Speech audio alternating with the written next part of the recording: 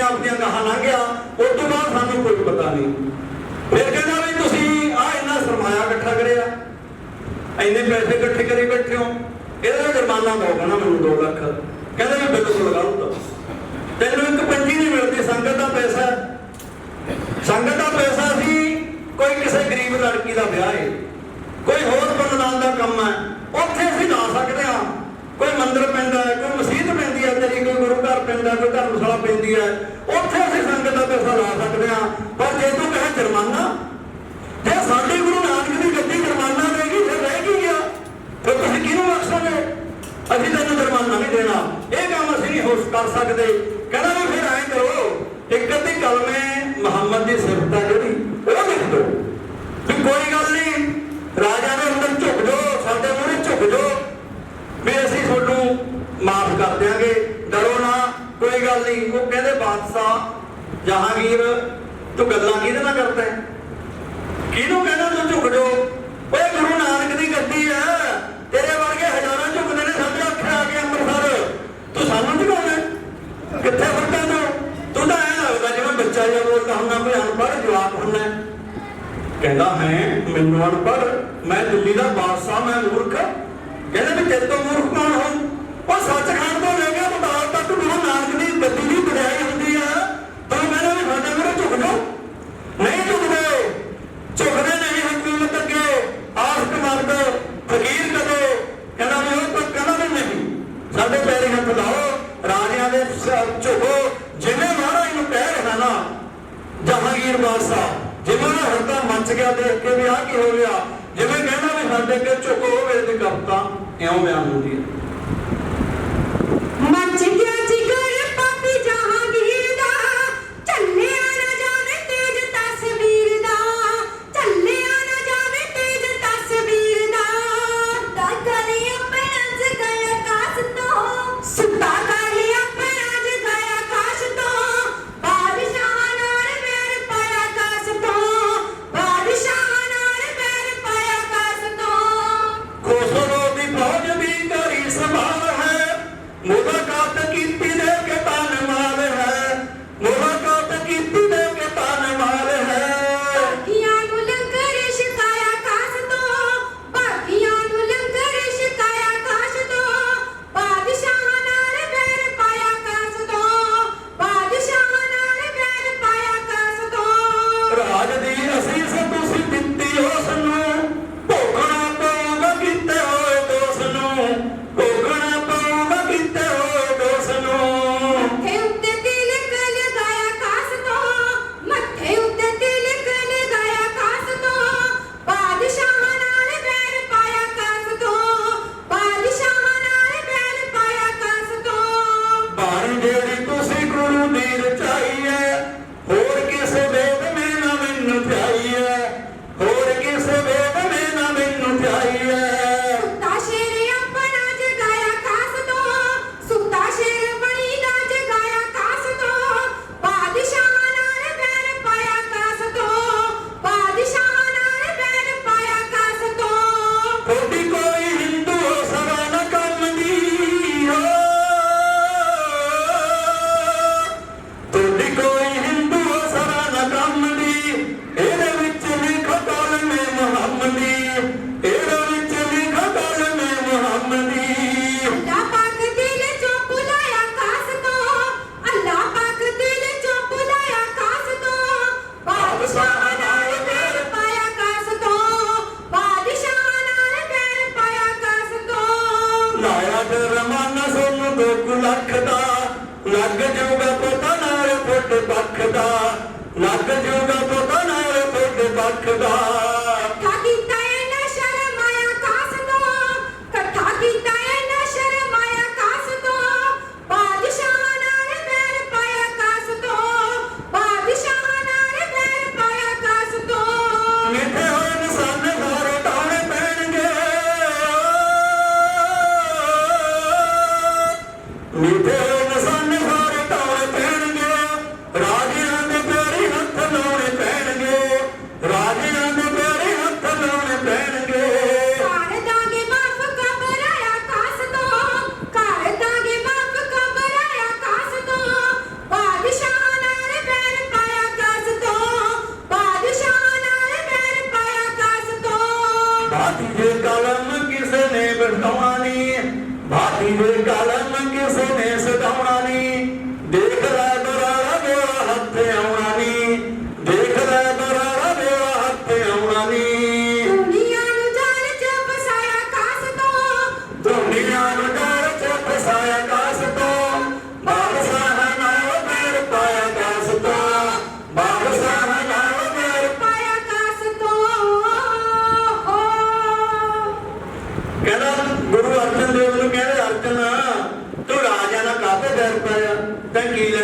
ਤੋਂ ਕਿਉਂ ਵੈਰ ਪਾਉਣਾ ਹੈ?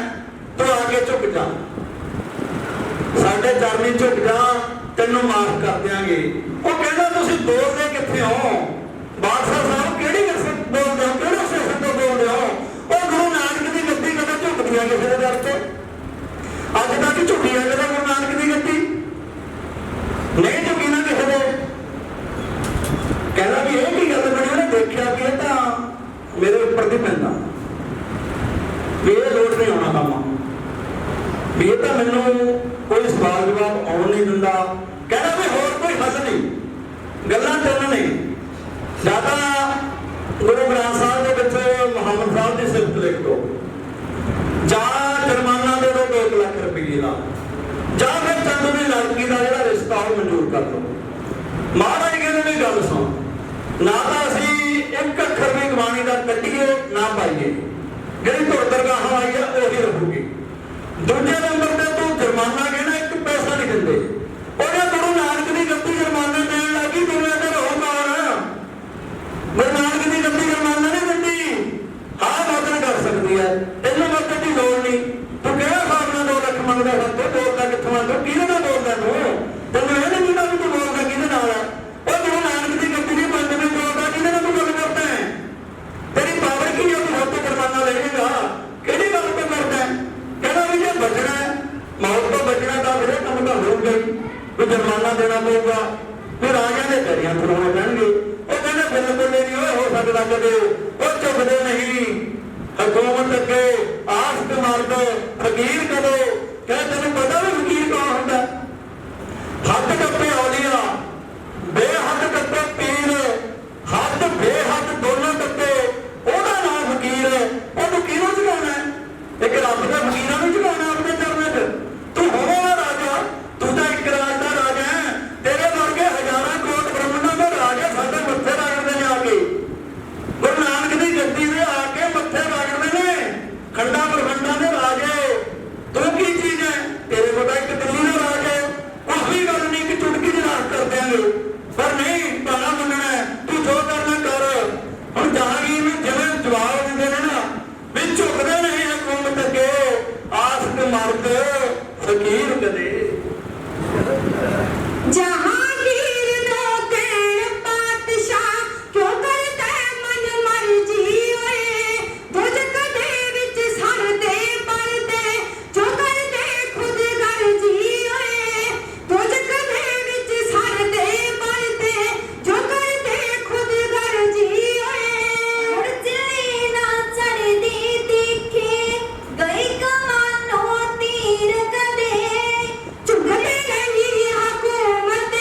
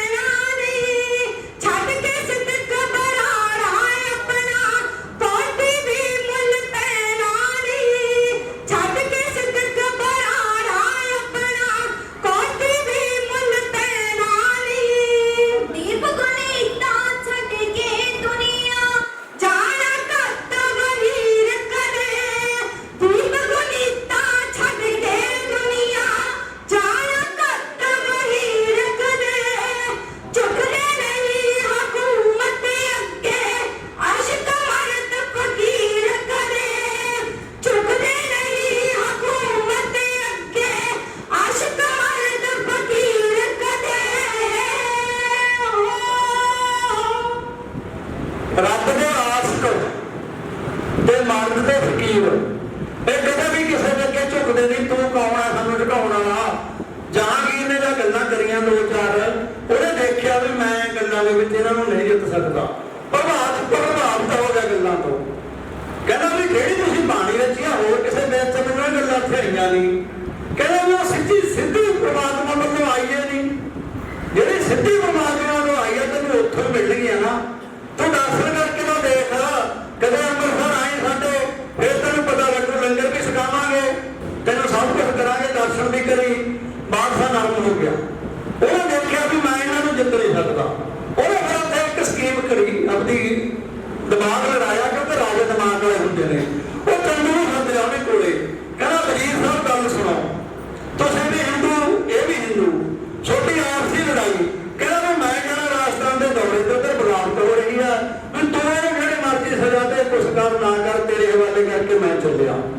ਜਹਾਂਗੀਰ ਦਾ ਉਹਦਾ ਪੱਲਾ ਹਟਾ ਕੇ ਤੁਰ ਗਿਆ ਉੱਥੋਂ। ਫਿਰ ਚੰਦੂ ਨੇ ਦੇਖਿਆ ਵੀ ਹੁਣ ਆਪਾਂ ਆਪਣੀ ਮਰਜ਼ੀ ਕਰਾਂਗੇ, ਚਾਹੋ ਚੜ ਗਿਆ ਉਹਨੂੰ।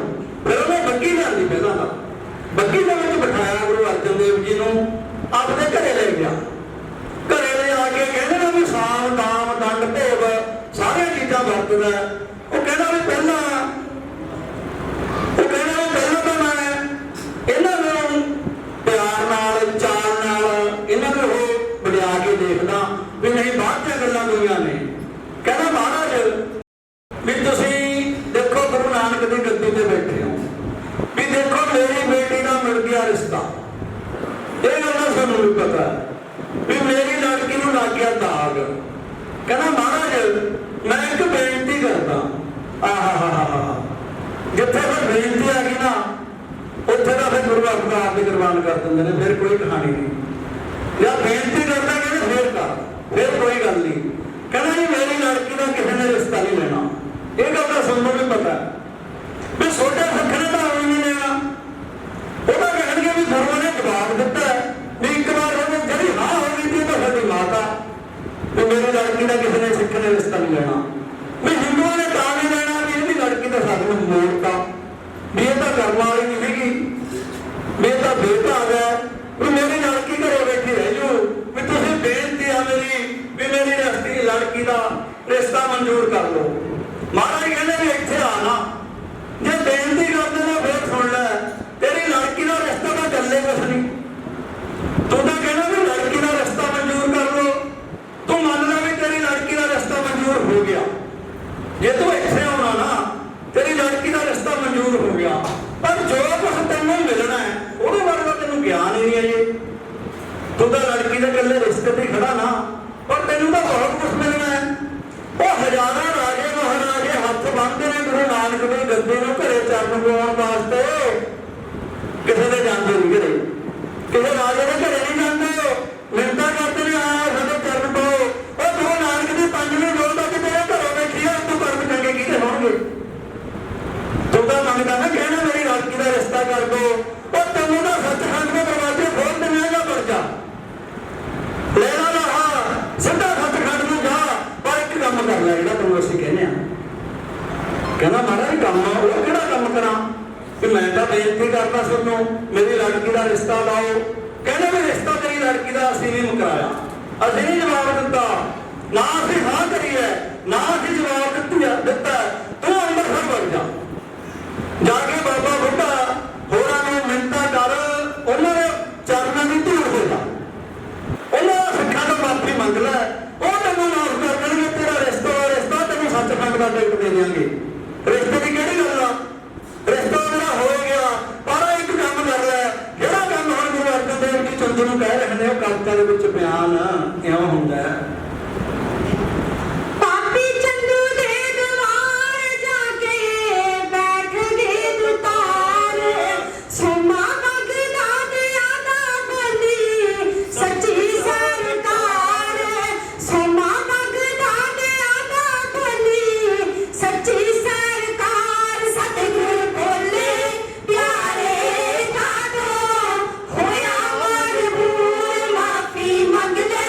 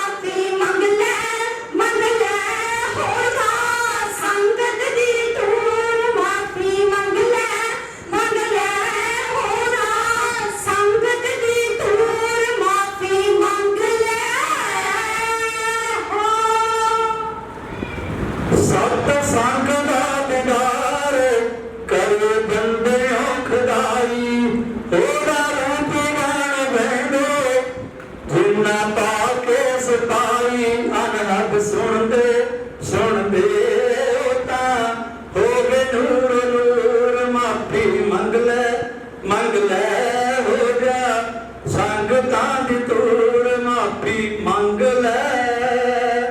ਕਹਿੰਦੇ ਵੀ ਜਾ ਕੇ ਸੰਗਤ ਤੋਂ ਮਾਫੀ ਮੰਗ ਲੈ, ਸੰਗਤਾਂ ਦੀ ਧੂੜ ਬਣ ਜਾ, ਤੇਰਾ ਰਿਸ਼ਤਾ ਜਿਹੜਾ ਉਹ ਪ੍ਰਵਾਨ ਹੋ ਜਾਊਗਾ। ਕੋਈ ਗੱਲ ਹੀ ਨਹੀਂ, ਜਾ ਜਾ ਕੇ ਸੰਗਤ ਤੇ ਤੇਰੀ ਪੈ ਜਾ, ਤੈਨੂੰ ਤਾਂ ਸੱਚਖੰਡ ਦਾ ਵੀ ਟਿਕਟ ਦੇ ਦਿਆਂਗੇ। ਮਾਫੀ ਦੀ ਕਿਹੜੀ ਗੱਲ ਆ, ਤੇਰੇ ਸਾਰੇ ਕਸੂਰ ਮਾਫ ਕਰ ਦਿਆਂਗੇ, ਤੇਰੇ ਸਾਰੇ ਕਸੂਰ ਮਾਫ ਹੋ ਜਾਣਗੇ। ਜਾ ਕੇ ਸੰਗਤ ਦੇ ਚਰਨਾਂ ਚੋਂ ਲੈ ਲੈ ਮਾਫੀ, ਸੰਗਤ ਕਹਿ ਦਊਗੀ ਤੇਰਾ ਰਿਸ਼ਤਾ ਮਨਜ਼ੂਰ ਹੈ। ਕਹਿੰਦਾ ਮਹਾਰਾਜ ਗੱਲ ਸੁਣੋ ਮੇਰੀ, ਕਮਰੇ ਦੇ ਵਿੱਚ ਆਪਾਂ ਦੋਏ ਉਹਦਾ ਮੈਂ ਤੁਹਾਡੀ ਕਰੀ ਆ ਮਿਹਨਤ, ਕਿਸੇ ਨੂੰ ਪਤਾ ਨਹੀਂ। ਮੈਂ ਤੁਸੀਂ ਕਹਿੰਦੇ ਉੱਥੇ ਜਾ ਕੇ ਉਹ ਨਾਈ ਸਿੰਘਾਂ ਦੇ ਪੈਰਾਂ 'ਚ ਪੈ ਕੇ ਮਾਫੀਆਂ ਮੰਗਾ। ਜਿਹੜੇ ਤੁਹਾਡੇ ਸਿੱਖ ਨੇ, ਗਰੀਬ ਨੇ, ਲਾਗੀ ਤੱਥੀ ਨੇ, ਅਸਾਂ ਮੈਂ ਦੁਨੀਆ ਦੇ ਸਾਹਮਣੇ ਉਹਨਾਂ ਦਾ ਮਾਫੀ ਮੰਗਾ। ਮੇਰੇ 'ਚ ਪਾਵਰ ਹੈ, ਮੈਂ ਪਾਵਰ ਨਾਲ ਸਿੱਧਾ ਕਰਨਾ। ਮੈਂ ਤਾਂ ਤੁਹਾਨੂੰ ਤਸੀਹੇ ਐਸੇ ਦਊਂਗਾ, ਤੁਸੀਂ ਤਾਂ ਭੱਜੇ ਫਿਰੋਗੇ ਰਿਸ਼ਤੇ ਖਾਤਰ। ਉਹ ਕਹਿੰਦੇ ਵੇਖੀ ਆਪ ਪਰ ਮੈਂ ਤੇਰੇ ਦਿਲ 'ਚ ਤਾਂ ਕੱਢ ਲੈ। ਅਸੀਂ ਤਾਂ ਕਹਿੰਦੇ ਵੀ ਤੈਨੂੰ ਭੇਜਦੀ ਹੈ ਸੱਚਖੰਡ, ਤੇਰੇ ਗੁਨਾਹ ਕਰਦੀ ਹੈ ਸਾਰੇ ਮਾਫ, ਪਰ ਤੇਰੇ ਕਰਮਾਂ ਦੇ ਵਿੱਚ ਨਹੀਂ ਹੈਗੇ। ਤੇਰੇ ਕਰਮਾਂ ਦੇ ਵਿੱਚ ਜਿਹੜੇ ਤੇਰੇ ਗੁਨਾਹ ਜਿਹੜੇ ਉਹ ਮਾਫ ਹੋਣ ਵਾਲੇ ਨਹੀਂ ਹੈਗੇ। ਤੇਰਾ ਨਿਸ਼ਾਨਾ ਵੀ ਜਿਹੜਾ ਹੋ ਗਿਆ ਖੁੰਝ, ਭਾਗ ਲੱਗਣੇ ਸੀ, ਤੈਨੂੰ ਖੁੰਝ ਗਿਆ ਹੈ ਨਿਸ਼ਾਨਾ। ਤੇਰਾ ਜਿਹੜਾ ਨਿਸ਼ਾਨਾ ਉਹ ਖੁੰਝ ਗਿਆ, ਤੈਨੂੰ ਭਾਗ ਲੱਗਣੇ ਸੀ। ਮਾਫੀ ਤੋਂ ਬਿਨਾਂ, ਸੰਗਤਾਂ ਦੀ ਮਾਫੀ ਤੋਂ ਬਿਨਾਂ, ਸੰਗਤਾਂ ਦੀ ਹਾਂ ਤੋਂ ਬਿਨਾਂ ਅਸੀਂ ਕੁਝ ਨਹੀਂ ਕਰ ਸਕਦੇ। ਉਹ ਕਹਿੰਦਾ ਫਿਰ ਹੁਣ ਮੇਰੇ ਰੰਗ ਦੇਖੋ, ਤੁਸੀਂ ਤਾਂ ਕਹਿਣਾ ਨਾ ਮੈਂ ਤੁਹਾਡੇ ਲਾਗੀਆਂ ਦੇ ਜਾ ਕੇ ਪੈਰਾਂ 'ਚ ਪਵਾਂ, ਹੁਣ ਮੇਰੀ ਰਾਜ ਦੀ ਤਾਕਤ ਦੇਖੋ। ਕਹਿੰਦਾ ਮੈਂ ਤੁਹਾਨੂੰ ਐਸੀ ਸਜ਼ਾ ਦਊਂਗਾ ਰੂਹ ਕੰਬ ਜੂਗੀ। ਉਹ ਕਹਿੰਦੇ ਗੱਲ ਨਹੀਂ ਕੋਈ, ਤੈਨੂੰ ਕਿਹਨੇ ਕਹਿੰਦਾ ਕਿ ਅਸੀਂ ਸਜ਼ਾ ਤੋਂ ਬਚਾਂਗੇ? ਕਹਿੰਦਾ ਮੌਤ ਹੋਊਗੀ ਸਾਡੀ ਮੌਤ, ਗੱਲ ਨਹੀਂ ਕੋਈ। ਕਹਿੰਦੇ ਤੈਨੂੰ ਕਹਿ ਬਣ ਗਿਆ ਵੀ ਅਸੀਂ ਮੌਤ ਤੋਂ ਡਰਦੇ ਹਾਂ। ਕਹਿੰਦਾ ਚਲੋ ਵੀ ਐ ਨਹੀਂ ਮੰਨਣਾ, ਆਪਦੇ ਬੁਲਾਏ ਸਿਪਾਹੀ ਤਾਂ ਲਾਹੌਰ ਚੌਂਕ ਹੈ ਇੱਕ ਰਾਵੀ ਦਰਿਆ ਦੇ ਕੰਢੇ ਦੇ ਨੇੜੇ ਇੱਕ ਚੌਂਕ ਆ, ਉਹਦੇ ਨਾਲ ਇੱਕ ਲਾਲ ਖੂਹੀ ਵਾਲੀ ਹਵੇਲੀ ਕਹਿੰਦੇ ਨੇ ਉਹਨੂੰ, ਲਾਲ ਖੂਹੀ ਵਾਲੀ ਹਵੇਲੀ ਚੌਂਕ ਦੇ ਉੱਥੇ ਲੈ ਜਾ ਕੇ ਉਹਨਾਂ ਨੂੰ ਬੰਦੀ ਬਣਾ ਲਿਆ। ਬੰਦੀ ਬਣਾ ਕੇ ਕਹਿੰਦਾ ਵੀ ਐਂ ਦੇਖ ਲਓ ਵੀ ਤੁਸੀਂ ਐਸੇ 2 ਵਜੇ ਵੀ ਮੰਨ ਜਾਓ। ਕਹਿੰਦੇ ਜੀ ਨਹੀਂ ਗੱਲ ਨਹੀਂ ਕੋਈ, ਭੁੱਖੇ ਪਿਆਸੇ ਰੱਖੇ, ਰਾਤ ਹੋਣ ਵਾਲੀ ਹੋਊਗੀ। ਰਾਤ ਹੋ ਗਈ, ਕਹਿੰਦੇ ਵੀ ਤੈਨੂੰ ਆਪਾਂ ਤੁਸੀਂ ਇਹਦੇ ਨਾ ਦਈਏ ਕਿਉਂਕਿ ਸੰਗਤ ਭੜਕ ਨੂੰ ਵੀ ਤੁਸੀਂ ਇਹ ਬਹੁਤ ਦੇਣੇ ਨੇ। ਉਹਨਾਂ ਦਾ ਹੁਕਮ ਦਿੱਤਾ ਆਪਦੇ ਜਲਾਦਾਂ ਨੂੰ, ਜ਼ਾਲਮਾਂ ਨੂੰ, ਕਹਿੰਦਾ ਵੀ ਇੱਕ ਕੜਾਹੇ ਦੇ ਵਿੱਚ ਰੇਤਾ ਪਾ ਕੇ ਤੱਤਾ ਕਰੋ, ਇੱਕ ਭੱਠੀ ਦੇ ਵਿੱਚ ਪਾਣੀ ਦਾ ਵਾਓ, ਕੜਾਹਾ ਪਾਣੀ ਦਾ ਦੇਗਾ ਵਾਓ, ਇੱਕ ਦੇ ਤਵੀ ਧਰ ਕੇ ਇੱਕ ਦੂਜੀ ਭੱਠੀ ਦੇ ਉੱਤੇ ਕਹਿੰਦਾ ਵੀ ਲੱਕੜਾਂ ਦੀ ਅੱਗ ਬਾਲ ਦੋ, ਤਵੀ ਨੂੰ ਲਾਲ ਕਰ ਲਓ ਪੂਰਾ। ਹੁਣ ਮਹਾਰਾਜ ਨੂੰ ਕਹਿੰਦੇ ਵੀ ਐਂ ਕਰੋ, ਪਹਿਲਾਂ ਇਹਨਾਂ ਨੂੰ ਪਾਣੀ ਦੀ ਦੇਗ ਦੇ ਵਿੱਚ ਉਬਾਲੇ ਦੋ, ਦੇਗ ਦੇ ਵਿੱਚ ਉਬਾਲੇ ਦਿੱਤੇ ਜਾਂ ਹੁਣ ਤੁਸੀਂ ਦੇਖੋ ਵੀ ਇੱਕ ਉੱਪਰ ਦਾ ਪਾਣੀ ਜਿਹਦੇ ਵਿੱਚ ਬਿਠਾਇਆ ਕਿ ਜੜ ਲਾਈ ਨਾ ਗੁਰੂ ਅਰਜਨ ਦੇਵ ਜੀ ਨੇ। ਜੜ ਤੋਂ ਬਾਅਦ ਫਿਰ 9ਵੇਂ ਪਾਸੇ ਵਾਲੇ ਭਾਈ ਦਿਆਲਾ ਜੀ ਵੀ ਦੇਗ 'ਚ ਬੈਠਿਆ, ਕਿਉਂਕਿ ਸ਼ਹੀਦਾਂ ਦੇ ਸਿਰ ਤਾਜ ਇਹ ਨੇ। ਮੈਨੂੰ ਇੱਕ ਗੱਲ ਯਾਦ ਆ ਗਈ, ਮੈਂ ਗੱਲ ਦੱਸਦਿਆਂ ਥੋੜੀ ਜਿਹੀ। ਮੈਨੂੰ ਇੱਕ ਸਾਈਂ ਬਾਬੇ ਦਾ ਭਗਤ ਮਿਲ ਗਿਆ। ਸਾਈਂ ਬਾਬੇ ਦਾ ਭਗਤ ਸਾਈਂ ਦੇ ਮੰਦਿਰ ਦੇ ਵਿੱਚ ਰਹਿੰਦਾ ਸੀ, ਸਾਈਂ ਬਾਬੇ ਦੇ, ਕਿਉਂ ਸਾਈਂ ਬਾਬੇ ਦੀ ਪੂਰੀ ਚੜ੍ਹਾਈ ਅੱਜ ਕੱਲ੍ਹ ਸਨਾਤਨ ਧਰਮ ਦੇ ਵਿੱਚ ਹੈ ਵੀ ਭਗਤ ਸੀ ਉਹ, ਕੋਈ ਇਹਦੇ 'ਚ ਕੋਈ ਐਸੀ ਗੱਲ ਨਹੀਂ, ਆਪਾਂ ਦੂਜੇ ਧਰਮ ਨੂੰ ਬੁਰਾ ਨਹੀਂ ਕਹਿੰਦੇ, ਹੈਗਾ ਵੀ ਭਗਤ ਸੀ। ਉਹਦਾ ਭਗਤ ਕਹਿੰਦਾ ਬਈ ਅਸੀਂ ਕਹਿੰਦਾ ਪ੍ਰਹਲਾਦ ਨੂੰ ਤੇ ਕਹਿੰਦਾ ਅਸੀਂ ਫੇਲ ਮੰਨਦੇ ਆਪਣੇ ਕਾਗਜ਼ਾਂ 'ਚ। ਮਹਾ ਬਾਬੇ ਇਹ ਕਿਵੇਂ ਭਗਤ ਆਊਗਾ? ਕਹਿੰਦਾ ਬਿਲਕੁਲ ਭਗਤ ਹੈ, ਕੋਈ ਉਹ ਨਹੀਂ ਸ਼ਰਤ ਨਹੀਂ ਹੈਗੀ ਵੀ ਭਗਤ ਨਹੀਂ ਹੈਗਾ। ਕਹਿੰਦਾ ਇਬਰਾਹਿਮ ਨੂੰ ਫੇਰ ਮੰਨਦਿਆ ਸੀ, ਜਿਹੜਾ ਮੁਸਲਮਾਨ ਧਰਮ ਦਾ ਪੈਗੰਬਰ ਹੈ। ਮਹਾ ਬਾਬੇ ਉਹ ਵੀ ਯਾਰ ਭਗਤ ਹੈ, ਕਹਿੰਦਾ ਬਿਲਕੁਲ ਭਗਤ ਹੈ, ਕੋਈ ਇਹਦੇ 'ਚ ਸ਼ਰਤ ਨਹੀਂ। ਮਹਾਂ ਤੁਸੀਂ ਫੇਰ ਕਿਵੇਂ ਮੰਨਦੇ ਹੋ? ਕਹਿੰਦਾ ਵੀ ਫੇਰ ਐਵੇਂ ਮੰਨਦੇ ਹੋ, ਪ੍ਰਹਲਾਦ ਨੂੰ ਦਿੰਦਾ ਸੀ ਕਿ ਬਾਪ ਤਸੀਹੇ, ਕਹਿੰਦਾ ਵੀ ਹਰੇਕ ਤਸੀਹੇ ਦੇ ਵਿੱਚ ਪਰਮਾਤਮਾ ਦੀ ਰੱਖਿਆ ਕਰਦਾ। ਉਹਨੂੰ ਪੱਥਰ ਬੰਨ ਕੇ ਨਦੀ ਦੇ ਵਿੱਚ ਛੱਡਿਆ, ਨਹੀਂ ਡੁੱਬਣ ਦਿੱਤਾ, ਸੱਪਾਂ ਵਾਲੇ ਕਮਰੇ 'ਚ ਰੱਖਿਆ, ਨਹੀਂ ਲੰਘ ਦਿੱਤੇ, ਤੇ ਅਗਨੀ ਦੇ ਵਿੱਚ ਪਾਉਣਾ ਦੀ ਨਹੀਂ ਉਹ ਹੋਇਆ, ਪਹਾੜਾਂ ਦੇ ਛੱਡਿਆ, ਕੁਛ ਨਹੀਂ ਹੋਇਆ। ਕਹਿੰਦਾ ਵੀ ਜਦੋਂ ਥੰਮ ਪਾਏ ਨਾ ਥੰਮ, ਕਹਿੰਦਾ ਫਿਰ ਕਿਉਂ ਨਹੀਂ ਬਣ ਕੇ ਆਉਣਾ ਪਿਆ ਪਰਮਾਤਮਾ ਨੂੰ, ਕਿਉਂ ਨਾ ਜੱਫੀ ਪਾਈ ਪਹਿਲਾਂ ਵੀ? ਕਹਿੰਦਾ ਇੱਥੇ ਆ ਕੇ ਸਾਡੇ ਕਾਗਜ਼ਾਂ ਦੇ ਵਿੱਚ ਭਗਤ ਫੇਲ ਹੈ, ਪ੍ਰਹਲਾਦ ਫੇਲ ਹੈ। ਉਹਨੇ ਇਹ ਨਹੀਂ ਕਿਹਾ ਵੀ ਹੋਰ ਸਾਡੇ ਕਾਗਜ਼ਾਂ 'ਚ ਕਹਿੰਦਾ ਜੀ ਨਾਲ ਸਾਈਂ ਬਾਬੇ ਦਾ ਭਗਤ। ਕਹਿੰਦਾ ਵੀ ਕਿਉਂ ਨਾਨਕ ਨੂੰ ਆਉਣਾ ਪਿਆ, ਕੀੜੀ ਬਣ ਕੇ ਡਰ ਕੇ ਹੋ ਗਿਆ ਥੰਮਾਂ ਨੂੰ ਦੇਖ ਕੇ। ਮਹਾਂ ਬਾਬੇ ਇਬਰਾਹਿਮ ਕਹਿੰਦਾ ਇਬਰਾਹਿਮ ਨੂੰ ਸਜ਼ਾ ਦਿੱਤੀ, ਮੌਕੇ ਦੀ ਹਕੂਮਤ ਨੇ ਵੀ ਅੱਗ ਦੇ ਕੋਲਿਆਂ ਤੇ ਤੁਰਨਾ ਹੈ, ਅੰਗਾਰਾਂ ਤੇ ਤੁਰਨਾ, ਅੱਗ ਦੀਆਂ ਲਾਟਾਂ ਦੇਖ ਕੇ ਇਬਰਾਹਿਮ ਦਾ ਦਿਲ ਡਰ ਗਿਆ। ਜਦ ਅੱਗ ਦੀਆਂ ਲਾਟਾਂ ਨਿਕਲੇ ਨਾ 500 700 10 ਫੁੱਟ ਦੀਆਂ ਲਾਟਾਂ ਕੋਲਿਆਂ ਦੇ ਵਿੱਚੋਂ ਗਈਆਂ ਜਿਨ੍ਹਾਂ ਦੇ ਉੱਤੇ ਤੁਰਨਾ ਸੀ, ਉਹਦਾ ਥੋੜਾ ਜਿਹਾ ਮਨ ਡਹਿਲ ਗਿਆ ਵੀ ਅੱਗ ਫੂਕ ਨਾ ਦੇਵੇ। ਤਾਂ ਅੱਲਾਹ ਪਾਕ ਨੂੰ ਖੁਦਾ ਨੂੰ ਭੌਰਾ ਬਣ ਕੇ ਅੱਗ ਦੇ ਵਿੱਚ ਦੀ ਲੰਘਣਾ ਪਿਆ, ਭੌਰਾ ਬਣ ਕੇ ਅੱਗ ਦੇ ਵਿੱਚ ਦੀ ਲੰਘ ਗਿਆ। ਉਹ ਕਹਿੰਦਾ ਆਹ ਭੌਰਾ ਨਹੀਂ ਛੜਿਆ, ਚੁੱਪ ਕਰਕੇ ਤੁਰ ਪਿਆ। ਫਿਰ ਚਾਹੇ ਬਾਅਦ ਦੇ ਵਿੱਚ ਉਹਨੂੰ ਫੁੱਲਾਂ ਦੀ ਸੇਜ ਤੇ ਤੁਰਿਆ ਜਾਂਦਾ ਦੇਖਿਆ, ਕੋਈ ਦੁੱਖ ਨਹੀਂ ਹੋਇਆ। ਕੋਲਿਆਂ ਤੇ ਤੁਰਿਆ ਜਾਂਦਾ, ਉਹਨੂੰ ਐਂ ਲੱਗਦਾ ਸੀ ਮੈਂ ਫੁੱਲਾਂ ਤੇ ਤੁਰਿਆ ਜਾਂਦਾ। ਫਿਰ 3 ਦਿਨ ਅੱਗ ਦੀਆਂ ਲਾਟਾਂ ਚ ਰਿਹਾ, ਨਿਕਲੇ ਹੀ ਨਹੀਂ। ਕਹਿੰਦਾ ਪਰ ਇੱਕ ਵਾਰ ਡਰਿਆ ਪਰਮਾਤਮਾ ਨੂੰ, ਉੱਥੇ ਕਹਿੰਦਾ ਭੌਰਾ ਬਣ ਕੇ ਆਉਣਾ ਪਿਆ। ਇਸ ਕਰਕੇ ਕਹਿੰਦਾ ਵੀ ਉਹ ਵੀ ਸਾਡੇ ਕਾਲਜਾਂ ਨੂੰ ਫੇਰ ਆ। ਫਿਰ ਗੁੱਸੇ ਦੇ ਵਿੱਚ ਆ ਕੇ ਇੱਕ ਰਾਤ ਪਤਾ ਨਹੀਂ ਕੀ ਗਿਆ ਉੱਚੀ ਦੇ ਕੇ ਕਹਿੰਦਾ ਪਰ ਮੈਨੂੰ ਕਹਿੰਦਾ ਪਰ ਮਹਾਂ ਹੋ ਕੀ ਕਹਿੰਦਾ ਪਰ ਧੰਨ ਸ੍ਰੀ ਗੁਰੂ ਅਰਜਨ ਦੇਵ ਜੀ ਬਾਰੇ ਕੋਈ ਗੱਲ ਨਹੀਂ ਸੁਣੀ ਵੀ ਕੋਈ ਕੀੜੀ ਆਈ ਜਾਂ ਕੋਈ ਢੋਰਾ ਆਇਆ। ਇਸੇ ਕਰਕੇ ਕਹਿੰਦਾ ਅਸੀਂ ਉਹਨਾਂ ਨੂੰ ਆਹ ਨਹੀਂ ਕਿਹਾ ਵੀ ਸਿੱਖ ਉਹਨਾਂ ਨੂੰ ਜਾਂ ਹੋਰ ਕੋਈ, ਇਸੇ ਕਰਕੇ ਕਹਿੰਦਾ ਅਸੀਂ ਉਹਨਾਂ ਨੂੰ ਸ਼ਹੀਦਾਂ ਦੇ ਸਿਰ ਤਾਜ ਕਹਿੰਦੇ ਆ। ਸਰਤਾਜ ਵੀ ਨਹੀਂ ਕਿਹਾ ਉਹਨੇ, ਕਹਿੰਦਾ ਵੀ ਸ਼ਹੀਦਾਂ ਦੇ ਸਿਰ ਤਾਜ ਕਹਿੰਦੇ ਆ। ਇਸੇ ਕਰਕੇ ਕਹਿੰਦਾ ਕਿਸੇ ਨੇ ਫਰਕ ਨਹੀਂ ਬਿਠਾਇਆ, ਕਿਸੇ ਨੇ ਕੁਛ ਨਹੀਂ ਕਰੀ, ਆਪਣੇ ਆਪ ਤਵੀ ਤੇ ਬੈਠੇ। ਯਾਨੀ ਐਡੀ ਗੱਲ ਸਾਈਂ ਬਾਬੇ ਦੇ ਫਕੀਰ ਨੇ ਮੈਨੂੰ ਦੱਸੀ। ਹੁਣ ਤਵੀ ਤੇ ਕਰ ਲਈ ਕਰਮਾ ਅਵਾਇਆ ਦੇਗ ਦੇ ਵਿੱਚ ਮਹਾਰਾਜ ਨੂੰ